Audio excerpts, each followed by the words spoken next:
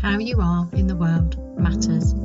Overwhelm is inevitable and optional. It's time to listen up and make it optional for you. Hello, welcome to this week's episode of the Overwhelm is Optional podcast, making overwhelm optional for you so you can live fully, because overwhelm is rubbish and damaging, and it's time that as humans we learnt to do something about it. So this week I've got a very powerful practice that you can start using today. Now you'll have heard me mention it before if you've been listening to this podcast for a while, but I've been going back to re-examine it.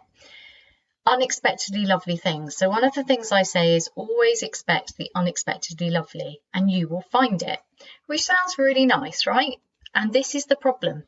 I've started to kind of brush it off. The words don't hit me in the same way as they used to. And that's time to start examining what's going on. Because this is the problem, isn't it? It's like the problem with the practice of gratitude. It can become, oh yeah, I'm really grateful for this, and I know I ought to be grateful for this, and we can get a little bit blasé. So I'm doing a whole episode on unexpectedly lovely things because actually it's such a powerful practice. I cannot understate the power of it should you choose to accept the challenge of using it deeply. If you just did this, this would change your life. So always expect the unexpectedly lovely. Can you always expect it? I find that pretty damn hard. Always expect the unexpectedly lovely. But if you could always do it, that would change your life, because that would mean that you'd got your brain to move away from its default pattern, which is always to expect danger. And that's not because we're all terribly depressing. It's because our mind has evolved to keep us safe, not necessarily happy. So our mind's default pattern is to always expect danger so that we're ready to run or fight or freeze. How many times does that happen to you when somebody says a harsh word to you? So always expecting the unexpectedly lovely counteracts that cognitive bias, that inbuilt negativity that leads to misery and the stress system in the body just being out of whack all the time, which leads to being stuck in overwhelm, being exhausted, just feeling really frustrated. So let's examine it. This is how you do it. You decide that you're going to practice it, and that's a commitment. That's huge.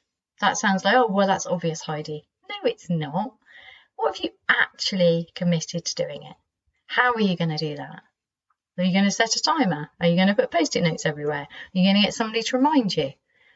You have to decide. You have to commit to it. So a good way to start is to say, on the hour, every hour, I'm going to look around the room for something unexpectedly lovely. And then you'll do it at least once.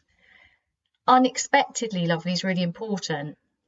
The word lovely, I find that I can easily start to dismiss that. Oh, that's nice, that's lovely.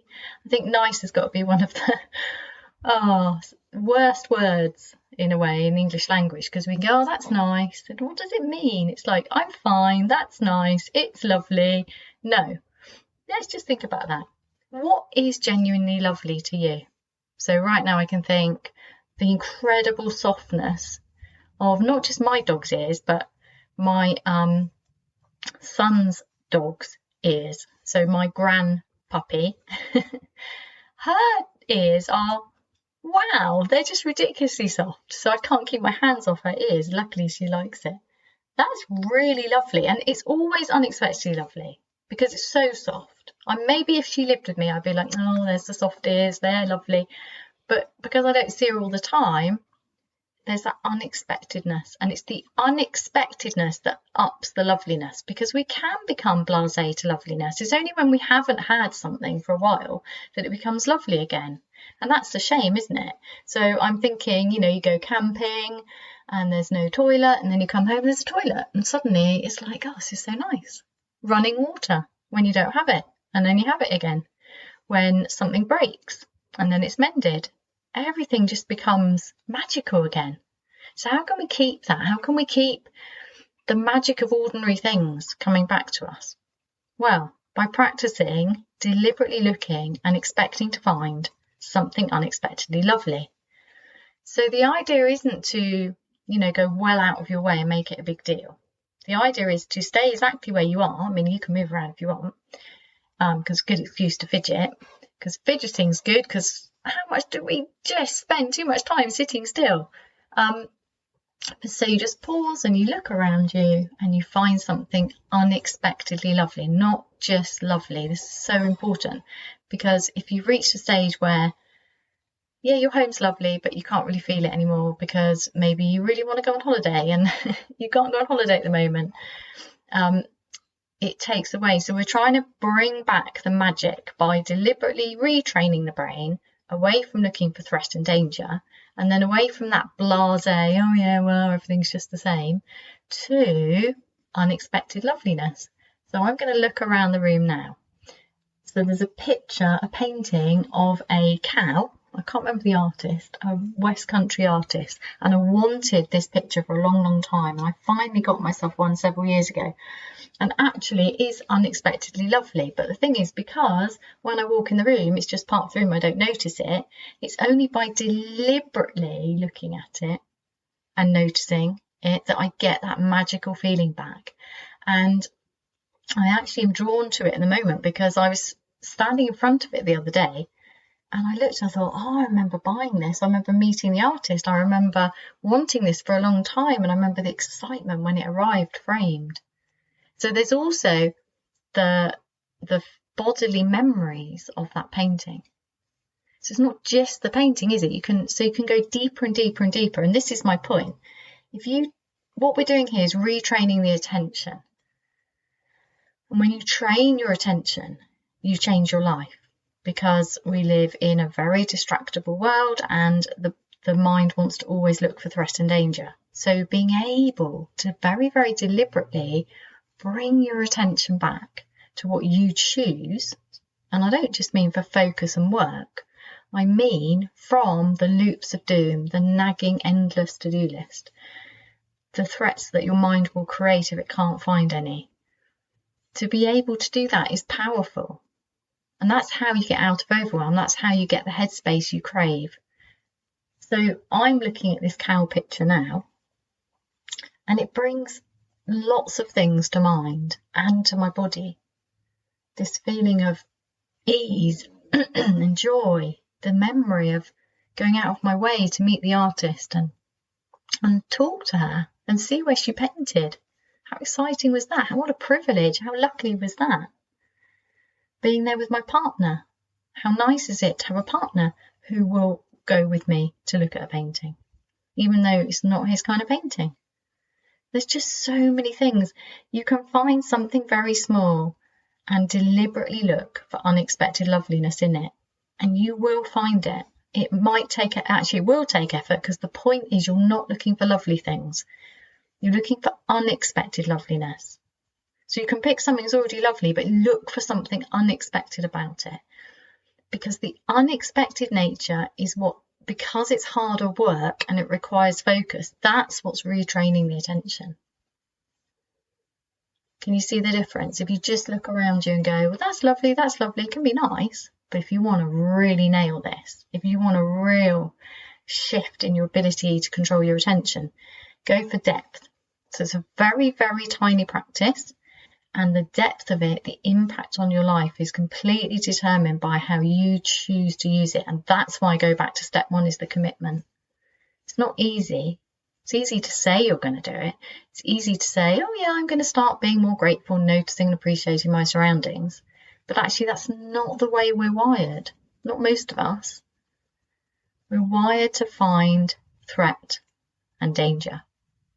We're not wired for happiness. So, pick something now. I invite you to pick anything you want. And it doesn't have to be visual. I'm very visual, so I'm going to go for something visual most of the time. But it could be, say you're like in a place where, you're in like a real box of an office and there isn't anything particularly beautiful to look at. If you can't find something, I mean, you could, find a horrible grey laminate something and go, well, this is amazing, look what humans have managed to produce. I don't know, you could try to find something unexpectedly lovely about it.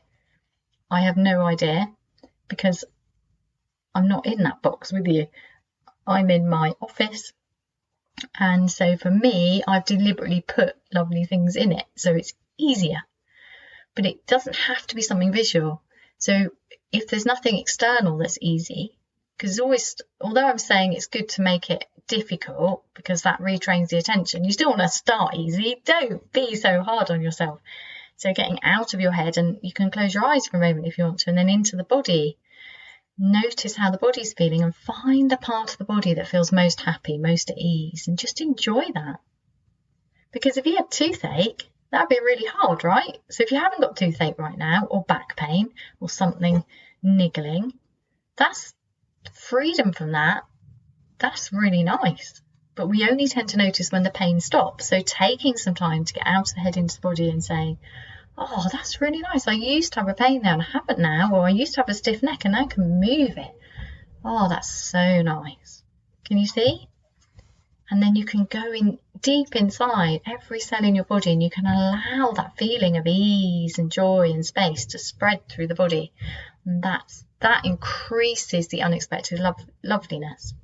And you can do that from a visual thing. So when I'm looking at the painting and I can feel the joy in my body, I can allow that feeling to spread.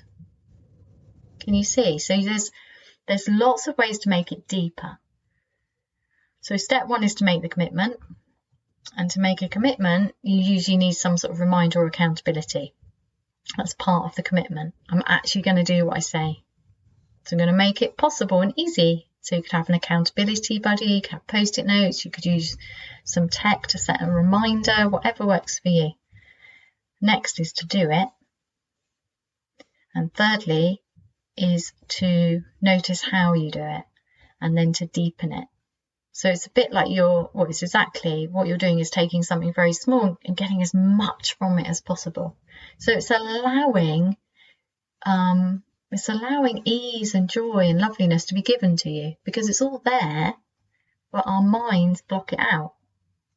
And when we're stuck in our heads feeling really, really overwhelmed, we get very, very, very fixated on getting through. And then we miss all of the loveliness that is around us. Because there's always unexpected loveliness around. There's always something. But we can't see it through the fog of overwhelm. So just spending one moment every hour, or even one moment every day, retraining your attention away from all of the things you need to do, the fog of overwhelm, how exhausted you feel, however you feel, and just deliberately seeking out something unexpectedly lovely, and then allowing that to fill you, really deepening that practice, particularly in the body, allowing the physical sensations of ease and joy and loveliness to spread through you. Just see how you go, see what that does. You're retraining your attention, you're rebelling against years and years of evolution. It's a major up level. It's life-changing. And I'd love, love, love to know how you get on. I love it when people contact me, so please feel free to. You just email me, heidi@heidimark.co.uk. And please do share this. I've had so many people saying how much they value my podcast, but for more people to find it, it does require you to share it, because it's the sharing and the subscribing and the telling other people. That's how podcasts get to reach more people. And as my mission is to reach more people, I'd love you to help me. That in itself would be unexpectedly lovely. Leaving a review helps. It's more searchable for people, or even just sharing it with someone would be amazing. Thank you so much, and I'll see you next week. To find out more about my tiny, huge, life-changing practices, please visit www.heidimark.co.uk.